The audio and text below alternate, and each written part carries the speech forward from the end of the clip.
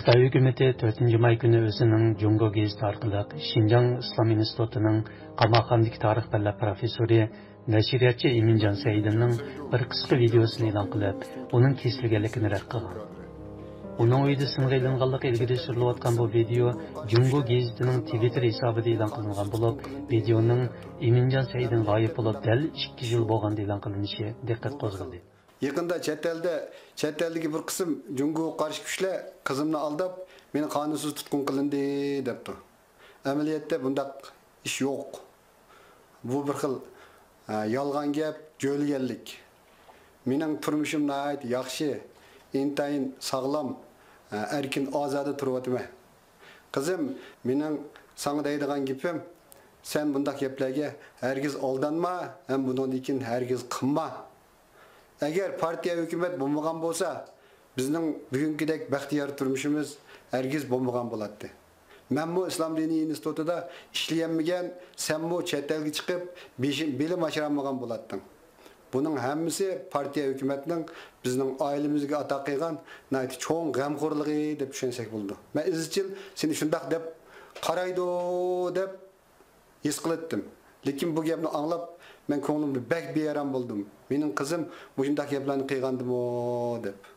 Shunlashqa qizim sana deydigan gapim, sen bundan keyin hargiz chet eldagi Jungoga qarshi kuchlarning gapiga aldanma, ham bunday gaplarni qilma. O'zining xotirjam xizmat o'qishini davomlashtir. Men seni bek sig'indim. Bo'lsa sen mo tezroq o'qish xizmatlaringni tamomlab Jungoga qaytib kelib, biz bilan birga bo'lsang, oilamiz texmi baxtiyor bo'ladi. Jungo hozir butkul dunyoni hayron qoldirgudek darajada taraqqiy qildi. Sangmi Jungoda taraqqiy qiladigan fursatlar intayin ko'p.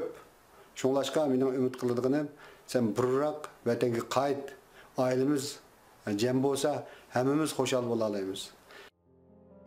U g'oyib bo'lishning oldida Uyg'ur avtonom rayonlik diniy ishlar idorasining xizmat guruhi tarkibida Guman noyisining Ko'kterak yezisiga tuanga tushib, 2017-yili 5-oyning boshlarida Urumchiga chaqirtib ketilgan. U Urumchiga kelibla g'oyib bo'lgan edi. Biz o'tgan yili uning 2019-yili 2-oyda maxfiy sotlanib, oshqo'llik huquq-tarafqo'llik qilish jinoyati bilan ayblanganligi va 15 yillik qamoqqa hukm qilinganligini dalillagan edik. Növbətdə onun Amerikada oxuyotgan qizi Samira Imin 5-may kuni kechasi dadasi bilan Undidarda ko'rishgan. O qizining 2 yildan beri nega yo'qolib ketganligi haqidagi savoliga o'zining tuvanga xizmatga tushib ketib, endi kelganligini bildirgan. Samira Imin 6-may kuni ziyoratimizni qabul qildi.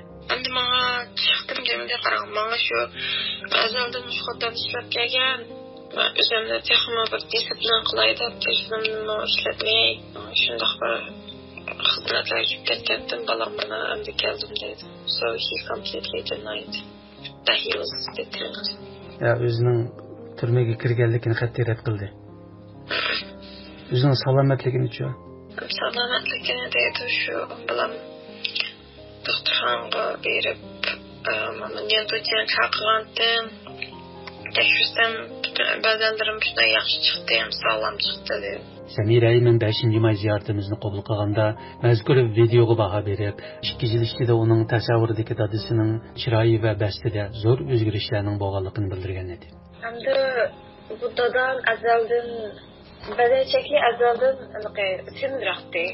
Kim bir tarixda qarsangiz, hatto kiygan kiyimimi, xuddi burun kiyimini shkafdan jiddiylik tatib chiqib kiydirib ishlagan videoda chiqdi, videoni ochdi-ku. Dadam silinmagan, ham yaqinlarman, dadam o'ziniki nimasiga baklam diqqat qilgan odam. Shu bir kiyim jihatdan, lekin badan shakli jihatdan baklam qo'rqib ketdi.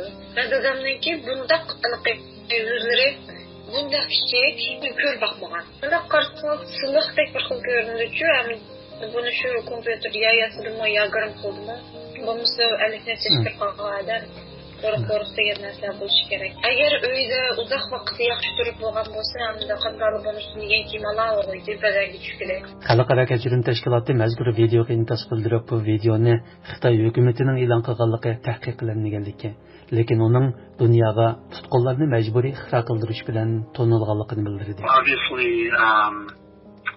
We are very much concerned about the arbitrary detention and Мәзкур тәшкилатның Asiya Tinch O'rganishlar direktori Francisco Bin Cosme 5 may ziyoratimizni qabul qilib, undaq dedi. Albatta biz Eminjonning xohlagancha tutqun qilinishi va kesilishidan qattiq andish qilamiz. Nəhayət aniqki, o adil sotlanmadı. Bu videoni hukumat doiralarining e'lon qilganligi bizga ma'lum emas. Bu tahqiqlanmagan bo'lsa-mu, lekin Xitoy hukumatı mahbuslarni majburiy ixro qildirish, ularni so'zlashga majburlab, obro'yini to'kishga urinish bilan tonilgan. Xitoy hukumatı bu xil usulni Eminjonga ishlatib qolmay, butun Uyg'urlarga mishiltirdi. Xalqaro kechirim tashkiloti bu yil 2-oyda Eminjon Saidinni qo'yib berishni talab qilishga harakati boshlab, kishilarni Xitoy bosh sekretari Shi Jinping bilan Xitoyning Amerikada turishliq bosh elchisi Sui Tenkeyga xat yozishga chaqirgan. Chaqiriqnomada uning darhol va shartsiz qo'yib berilishi talab qilingan edi. Eminjon Saidinning 15 yillik kesilganligi Xinjiang Islom institutining o'tgan yil 11-oyda tushirilgan bu vaqtdagi bir hujjatida oshkorlangan. Uningda Eminjon Saidinning 15 yillik kesilganligi, uningga 500 ming yuan jarimani qo'yilib, uning Islom instituti bilan bo'lgan aloqasining uzilganligi ta'kidlangan. Hujjatda uning oshqo'llikqa qudratk'o'llik qilish bilan ayblanganligi ilgari surilgan. Buni bilan uning Amerikada o'qiyotgan qizi Samira Imin dadisi uchun harakat boshlab, xalqaro jamiyatning diqqatini qo'zg'agan. Samira Imin o'tgan yil radiomizning ziyoratini qabul qilganda, dadisining tutqun qilinishiga uning Amin kitobchilik shirkati nashr qilgan ba'zi kitoblarning sabab bo'lgan bo'lishi mumkinligini bildirgan. Xitoy hukumatining 2017-yili boshlanib 3 milliondek Uyg'ur va boshqa musulmonlar tutqun qilingan cho'ng tutqunida Uyg'ur nashriyatchilari uning asosli bostirish nishonlarining biri bo'lgan edi. Agar dadam China Daily'dagi videoda deyilgandek sog'-salomat, boyashat, erkin ozod turmush kechirayotgan bo'lsa, unda bo'lsa kep ketishini men so'rayman. Men 3 yil noz ko'midim. O'qish bitirgan vaqtimdami dadam yenimda yo'q. Ko'nglim bakirim bo'lgan, hamda dadamning didorini bir ko'ray, o'z ko'zim bilan uzdirani. Raslam erkin ozod bo'lsa.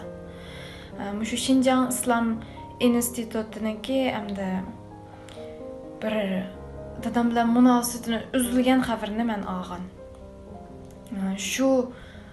Shu munosabatlar asliga keldimi? Dadamniki pensiya maoshlari tutilgan shu pullar hamma munosabat joyiga keldimi? Men shuni bilishim kerak, ham shuni so'rayman.